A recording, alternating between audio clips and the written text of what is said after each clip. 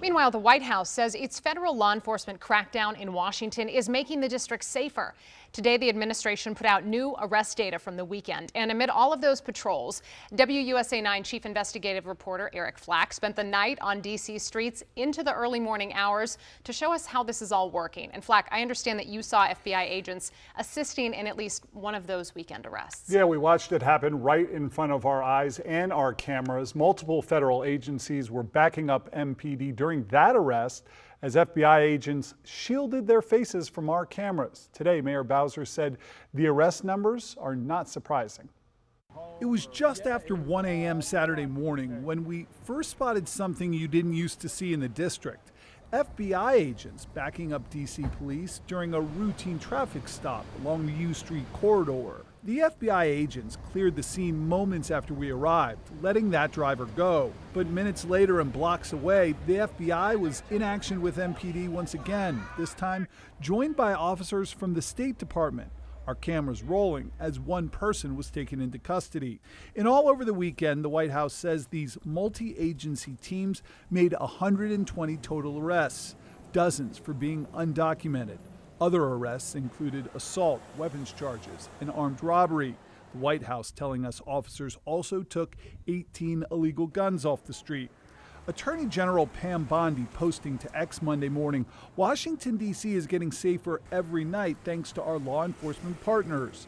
At a ribbon cutting Monday, Mayor Bowser not surprised by the numbers. Anytime you have a surge of officers, I would expect that you have some results. During our night on the streets, we witnessed that surge from northwest to southeast. It's just about 2 a.m. out here at the Anacostia Metro Station in Southeast, and Metro Transit Police tell me it is not uncommon for them to have a strong presence out here on a Friday night like tonight. What is different is that tonight they have backup from Homeland Security officers. Many of the people we spoke with welcomed the federal presence. Our neighborhood has been the target of a lot of crime.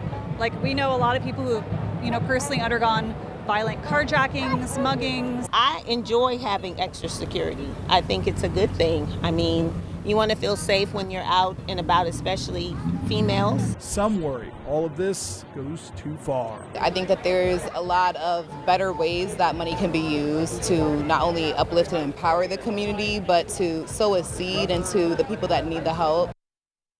And all the Trump administration said more than 1,800 federal personnel joined D.C. police each night this weekend, with 22 multi-agency teams deployed across all 7 districts, which now includes the National Guard. The Trump administration says, Simone, those operations will continue indefinitely. I wanted to ask you about this because we've been seeing, amid the crackdown, the administration has been getting some criticism regarding some of those federal agents making arrests while wearing masks. Yeah, the masks. Yeah, I mean, it's something that we noticed at all of our stops. In fact, that first stop you may have noticed in our piece where that driver actually was allowed to leave.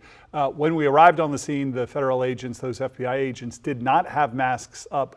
When we showed up with our cameras, they pulled their masks up. This controversy dates back to the ICE raids that have been going on for some time under President Trump and the ICE agents, which have been using masks, especially around cameras when the media is out covering them, and often in communities as well.